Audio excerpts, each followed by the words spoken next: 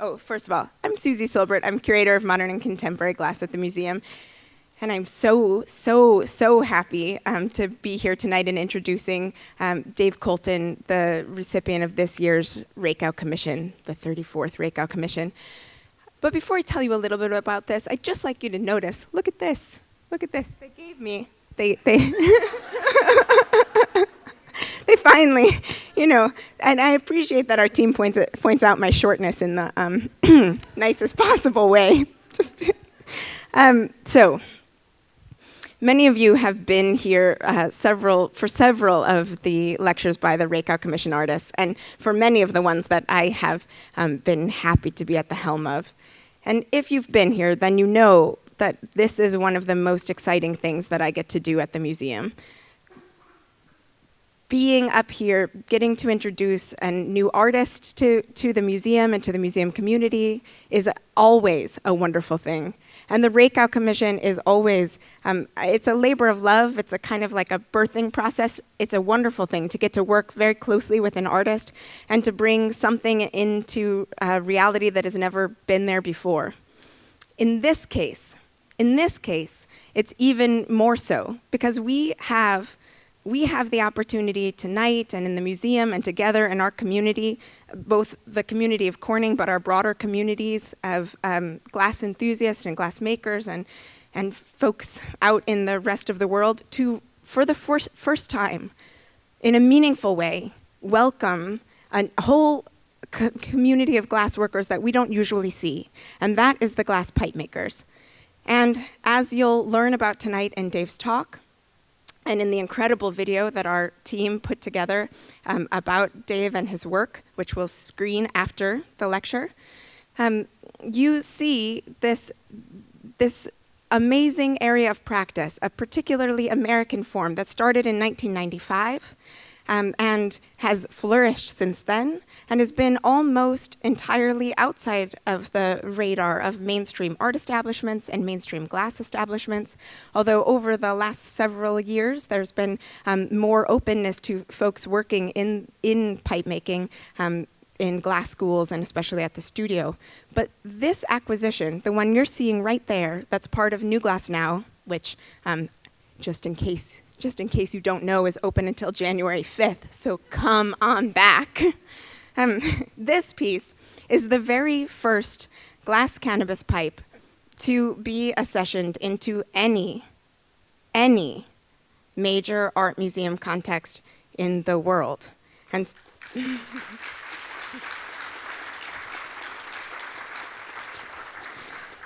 so we are making history tonight. We are doing what we do best in Corning, which is leading, which is not just leading, but like our mission is to help people see glass in a new light. And tonight, all of us together, we're doing that. So thank you for being here, and thank you, Dave, for standing up here and for giving this talk. So come on down. Thank you. Thank you.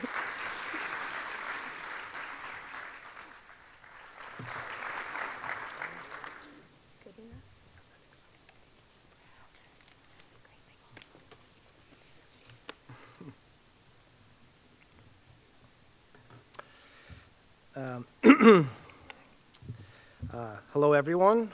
Thank you for coming out this evening. I am so honored to be here today as this year's recipient of the Rakow Commission, and I want to begin by thanking the late Dr. and Ms. Leonard S. Rakow, Susie Silbert, and the Museum of Glass for giving me this opportunity and platform. I also wanted to thank my family for the continued support of my work in this project, as well as the Chesterfield Gallery, Pine Tree Glass Art, and the community of shops and collectors that have made this possible for me. I have to say, public speaking is not something I am well versed in, and I stand here today as a 45-year-old glassblower who has spent the majority of my time alone in my studio, so please bear with me. I am receiving this honor today in part for my work with glass, but also as a representation of Corning's willingness to open its doors to the glass subculture of pipe making. I use the term subculture to describe today's glass pipes because these pipes do not simply stand alone. Rather, they are a functioning art form for a community that has developed its own set of norms and values. Susie here at the museum has stated that these pipes are one of the most important areas of glass production in the 21st century. And President and Executive Director Dr. Carol White has gone on to say that the Corning Museum of Glass as an institution strive to promote the scope of glass in all its forms, and pipe making is an important part of the contemporary conversation. And while I am beyond thrilled to hear this, I understand that these aren't conversations many individuals are comfortable with or prepared for as they walk into the Corning Museum of Glass, both in the eye of the public and also for the people in the audience. And that is understandable. And I'm not here to promote any lifestyle or to be a spokesperson for glass pipes. I'm just here to tell my story and to be a way for the museum to open up a dialogue with the public about these artists and communities working within the world of glass pipes. And I give them credit for sometimes these conversations can be exhausting, and at the end of the day, I get to go home, and Corning is left to continue this dialogue. So thank you again, Corning. I am excited and humbled to be this year's Rakow recipient and to have the first functional glass pipe accessioned by the Corning Museum of Glass for its permanent collection. But let's not forget that Amy Schwartz, director of the studio here at Corning, has already opened up the classrooms to some of our industry's top artists, like Micah Evans, Yu Sheen, Joe Peters and Jay Mass, Z, Salt, and Dan Coyle. I, too, took 5 classes here at the studio almost 20 years ago, a fact that Susie was happy to hear after selecting my piece as the Rakow Commission. Classes that included quite a few students that would go on to become some of the big names in pipe making. Susie and I have spoken about the different ways both of us got into glass pipes during the 90s. And in many ways, I wish she was giving this lecture. She has the unique perspective of being, shall I say, one step removed from pipes while having a deep respect for both the work and the connection people have with these objects. Early on, studying art and working with soft glass, she was struck by the relationship people had with these pipes. People that in many ways had little interest in classical forms of art were collecting these pieces for not only their artistry, but the connection the pipe had to this subculture. A subculture rooted in the 60s hippie scene, but one that has grown and diversified so much that I can't begin to speak on behalf of it. But today, there is one musical act that can draw a direct line to this 60s counterculture movement, the Grateful Dead. The Grateful Dead and their adoring fans, referred to as Deadheads, have since the 60s been traveling along with the band to see as many of these shows or festivals as they could, with large numbers of people attending entire strings of shows, and in turn, a community began to develop in the parking lots outside of these concerts. An open-aired marketplace that would manifest itself at any venue or town the band would perform in, providing concert-goers with unimaginable types of food, crafts, clothing, and memorabilia that had all come to represent the Grateful Dead scene in some way. And much like the new wing of the museum, these sunny parking lots were an ideal spot to display glass. It was in these parking lots where the story of glass pipes began. But really, the story of glass pipes begins long before this. For today's pipes are almost all produced from borosilicate glass. Borosilicate glass was first developed by the German glass maker Otto Schott in Germany during the late 19th century. This glass is created by combining boric acid, silica sand, and soda ash as the main ingredients. But it wasn't until 1915 when Corning Glassworks in Corning, New York, introduced their formula of borosilicate glass, that it became synonymous with the brand name Pyrex. This glass is known for its amazing ability to withstand temperature differentials, also referred to as thermal shock. Perfect for labware, cookware, high-quality products such as implantable medical devices, products developed by scientists for space exploration industry, and these first glass pipes made by a hippie in the back of a Volkswagen van. The enormous mirror for the Hale telescope was first cast at Corning Glassworks in 1934 using Corning's Pyrex glass on display in the museum. And where some types of glass can be made in-house by mixing and melting raw powdered ingredients, we purchase this pre-made clear borosilicate tubing and rod developed mostly for the scientific glass industry, which is produced in factories by large international corporations. This clear tubing and solid rod, measured in millimeters and produced in amazing varieties of shapes, thicknesses, and diameters, is the foundation for much of what we do as pipe makers. Corning Glassworks has gone on to become Corning Incorporated, and since the 90s, no longer manufactures or markets these products. But this borosilicate glass, with all its usable qualities, became the preferred glass formula to make pipes with.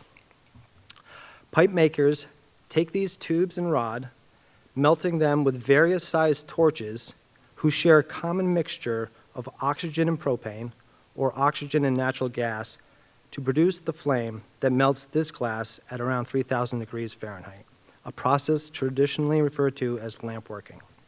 So really, this pipe making scene is an offshoot of the bigger borosilicate glass industry, where much of the know-how comes from the people making scientific apparatuses. Today, many pipe makers can still be found using the 60-year-old scientific glass lathes from this industry, an industry that I know really nothing about, but have an enormous amount of respect for. For the things these people produce in the scientific world are mind-blowing. It's this mix of science and art that most pipe makers fall into with varying degrees of concentration. This scene, that in many ways still references its Grateful Dead roots, has gone on to include almost all aspects of glass production and individuals from all walks of life. Luckily for me, I began blowing glass in 1995, the still relatively early days of contemporary pipe making, and have been able to watch it grow beyond anything I could have ever imagined. From the magical, dusty parking lots of the Grateful Dead to the walls of the Corning Museum of Glass. I was introduced to the Grateful Dead in high school. I was attending Suffield Academy, a boarding school in Connecticut, for my junior and senior years. And one thing about boarding school is that you're kind of stuck in your room without anything to occupy your time, other than your schoolwork, of course, and for me, my stereo. And a few classmates were already by then heavily into the Grateful Dead. They would give me live recordings from Deadheads who were freely allowed by the band to tape and trade these concerts. With recordings spanning almost 30 years of continual touring, I had just begun to scratch the surface.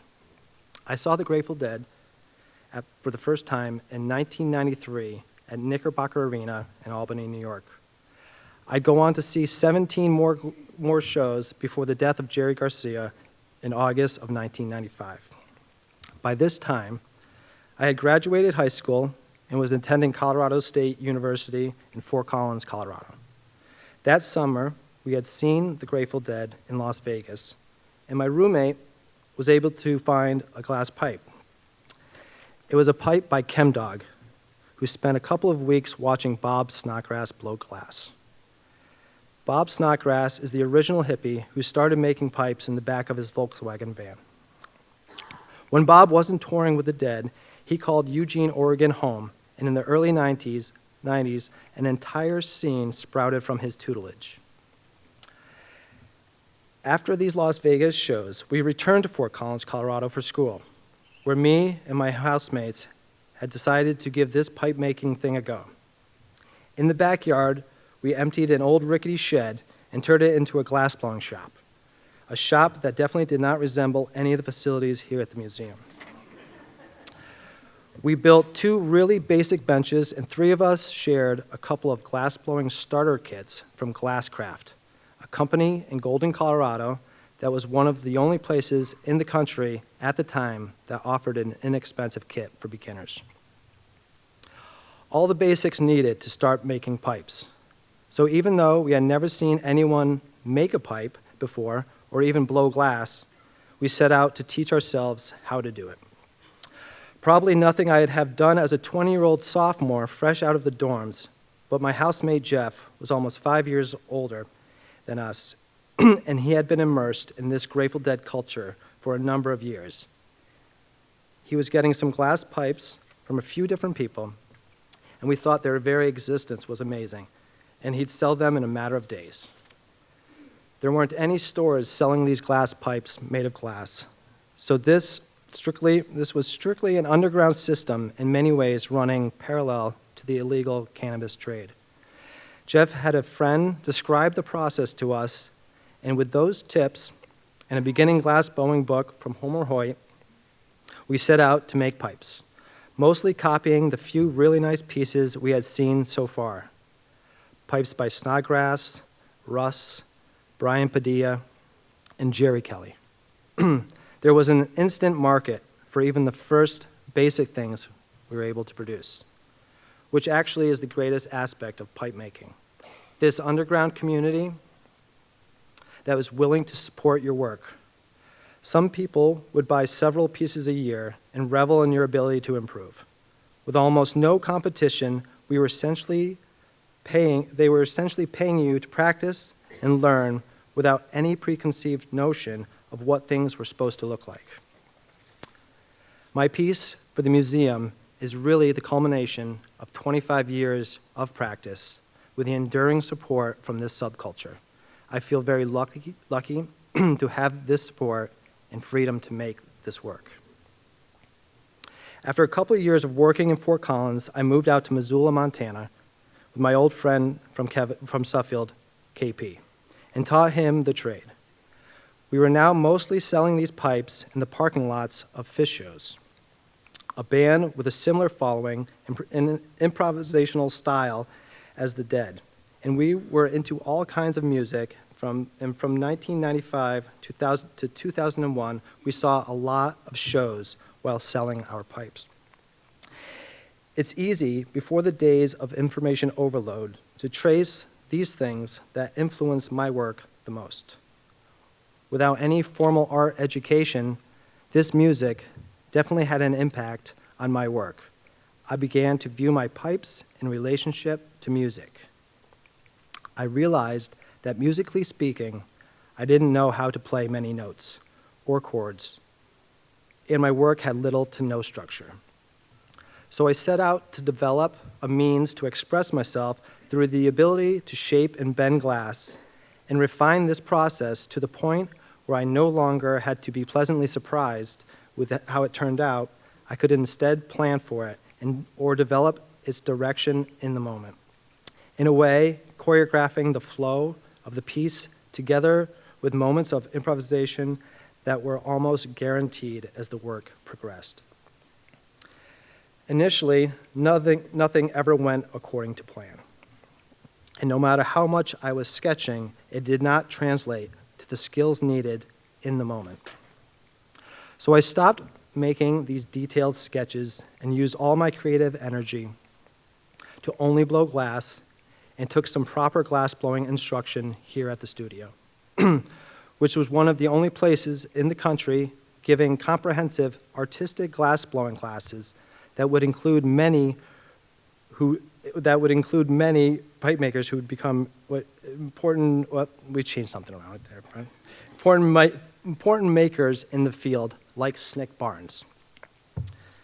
This was 1999, and after working for 4 years, I had still yet to see someone work with glass other than the pipe makers that I started with. I then went on to take 4 classes within the next 2 years.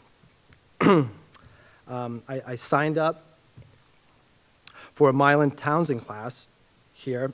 He would be the first glassblower I met with an actual career outside the pipe world, and definitely the first person with hands-on knowledge of sculptural lampworking.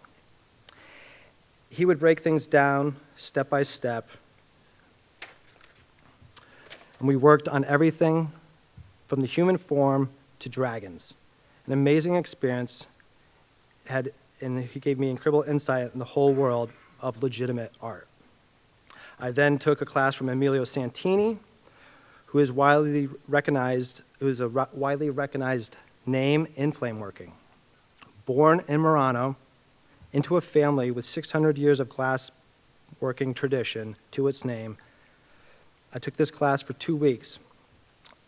He has a great style, a contemporary expression of Venetian glass, and he was just a super cool, down-to-earth person who really encouraged me to keep it up.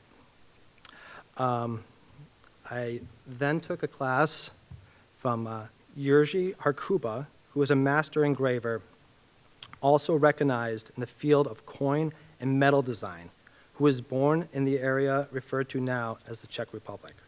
Harcuba taught at the Academy of Applied Arts in Prague for 10 years from 1961 to 1971, until he was removed from his position and jailed as a political prisoner during a period of an intense political upheaval.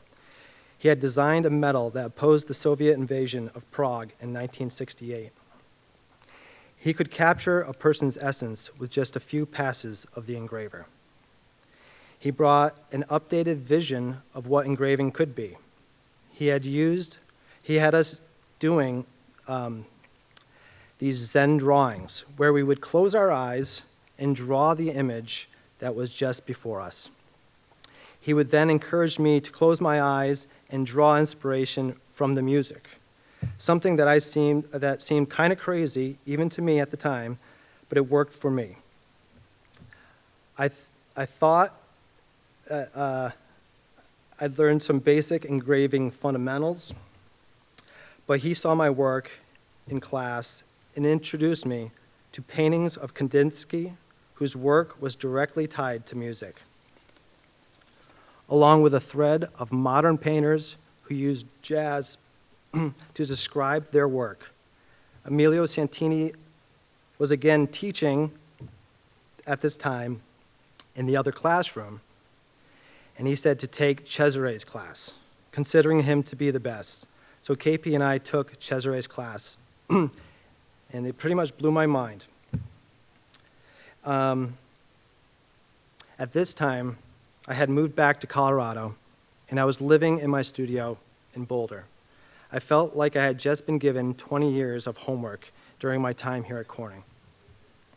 I also left here with the realization that beginning my glass career at the late age of 20 would not bode well for any true mastery of the material, so I got busy. I worked day and night, and not having an apartment gave me some financial leeway to work on bigger projects. I don't remember having many dates during this time or really much of a social life, but the glass pipe scene was exploding. Glass blowers like Darby Holm, Clinton Roman, Marcel Braun, and Scott Deppy were pushing the scale, function, and artistry of these pipes along with companies who are now developing new colors for this artistic borosilicate industry. Paul Troutman formulated the first small batch of color borosilicate recipes and founded North Star Glassworks in the mid-1980s. The first factory devoted solely to producing colored borosilicate glass rods and tubes for use by artists in the lampworking industry. Troutman also developed the techniques and technology to make this small batch colored boro that is used by a number of similar companies. Borosilicate glass pipes, up until then, except for a handful of color options, had been almost entirely made of clear tubing with silver and gold fuming. But in Los Angeles in 1968, English metallurgist John Burton brought his hobby of hand-mixing metal oxides into borosilicate glass. Burton began a glass workshop at Pepperdine College with instructor Margaret Yode. A few of the students in the class, including Sue Ellen Fowler, discovered that a specific combination of oxides made a glass that would shift from amber to purples and blues, depending on the heat and atmosphere of the flame. Fowler had then shared this combination with Troutman. By the mid-1990s, North Star Glassworks and Glass Alchemy had added an entire array of new colors. Pipe makers were now spreading across the country from the early Eugene days, and people were starting to notice. One thing I learned at Corning was to be proficient with my work, to break down the movements in any given operation and to streamline the process. When I took classes here at Corning, one of the most helpful things for me was to watch Bill Gudenrath tune everyone out and just work for a couple of hours. You get to see a glassblower alone with his work, not answering questions, just working. You'd see how it was done. Not just the act of making one thing, but watching him make a whole series of matching cups with almost identical movements. Everything had been refined, and he appeared to be one step ahead at all times. Seeing him work with headphones seemed ideal to me, so I would spend crazy amounts of time wearing headphones, refining simple tasks, operations in the shop. I'd pull down 5 pounds of color to stringer size, prepping entire cases of tubing, just piling the table up with this prep work and shaving off time and unwanted movements as I could from each step of the process. A process that involved a few stripes of color and fuming or spraying silver in the flame to give the tube an overall blue color, a move that Bob Snodgrass introduced to the pipe world. So when I had an entire table of colored tubing done, I could begin. It was like having all my pencils sharpened or all my markers laid out on the table. Without this stock available, it would be like having to fabricate a pencil in the middle of your drawing. Growing up, MTV exposed us to a great deal of music, some good, some bad, and as a teenager in the late 80s, I loved hip-hop. We were attempting to breakdance, and I was writing graffiti in my sketchbooks. It was considered the golden age of hip-hop, and my work is definitely inspired by these days. So when I sat down to sketch out new shapes and ideas for my glass, I returned to some of this graffiti style. When I was sketching, I had the ability to make different shapes through utilizing different shaped marker tips. I decided to manipulate my glass tubing to recreate the different shapes in the same way the markers did, supplying myself with more access to detail and contrast. If I was mimicking the effect of a flat tip marker, I would flatten my tube down, or if I wanted shaping to be more full and rounded, I would keep it round and enhance it accordingly. Kind of like calligraphy, as Susie has described it. And starting with these basic shapes or letters and moving toward a more cursive, stylized way of shaping. I also had been going through ironwork books and old letterhead designs. I found that a lot of these shapes had been done before, just maybe not in glass, but you'd see them everywhere, in stylized borders, fencing, lampposts, and everyday architecture. So I started to incorporate this traditional form of shaping into my work. One of the reasons pipe making began to spread so quickly was that it could be handled in a one-man fashion. Lamp workers are used to having only one set of hands available and rarely have to rely on a coworker. No longer does the glass shop have to close. A lamp working studio is open all night and you're able to manage all aspects of production. And generally, the people that have succeeded in making glass pipes are people that are looking to be their own boss and are willing to work the 12 hours a day, every day, to make that happen, which is also a general bond we all have as pipe makers. I don't know any individuals who have succeeded on just raw talent. The saying that 1% is 1% inspiration and 99% perspiration is no truer than in the glass shop. Here I have compiled a sampling of some of my earlier work and then a few new projects that I have been working on as well. And here are some of the slides of my earlier work.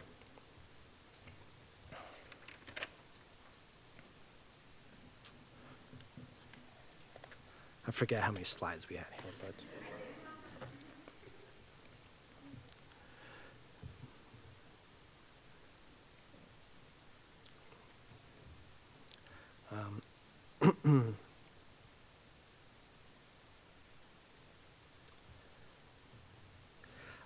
in 2015, I set out on my first non-pipe project by working for the Springfield Museum in creating glass installations for the Dr. Seuss Museum. It was an incredible opportunity. I was working down there for almost 2 years while creating my own Seuss-inspired body of work. John Simpson, the head art director for the museum, had seen and heard about my work from his cousin and invited me down for an interview to discuss the possibilities of me doing some projects for the museum. I think he called me or texted me on a Monday and wanted to meet up that Thursday to sit down with him and the folks involved.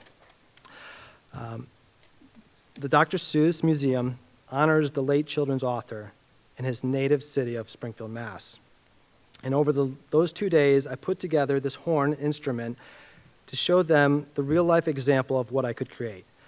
They initially wanted a big light in the entranceway, and after a bunch of designs and approvals, I received the contract.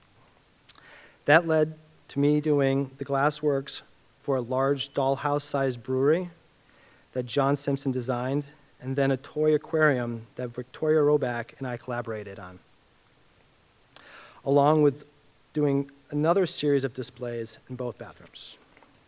It was such an amazing project to be part of, and I really can't thank John Simpson and the president of Springfield Museums, Kay Simpson, enough for believing in my work and giving me such an amazing opportunity. I learned an incredible amount through these projects, both personally and with my glass, but also as a team member of such a grand undertaking.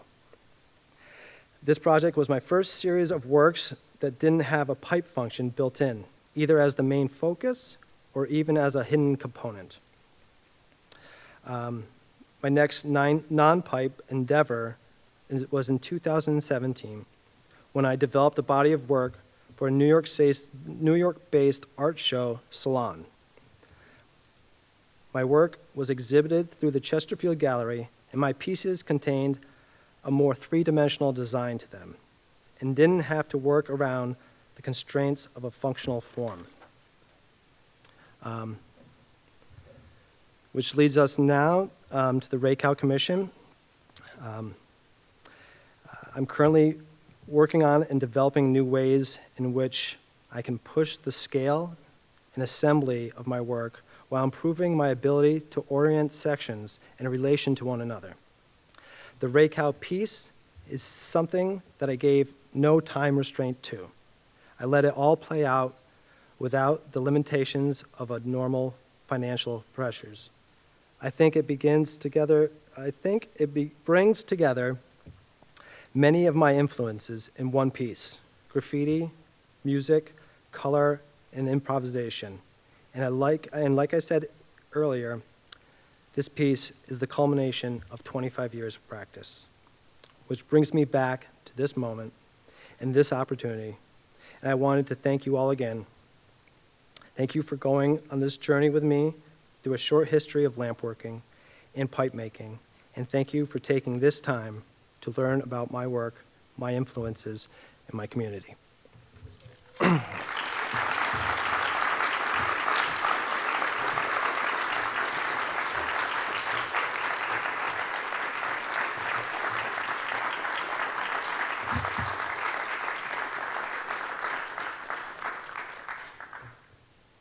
Thank you. Wow, that's so good. Thank you so much, Dave, for that incredible talk, and thank you guys. And now I get to introduce the next part of this.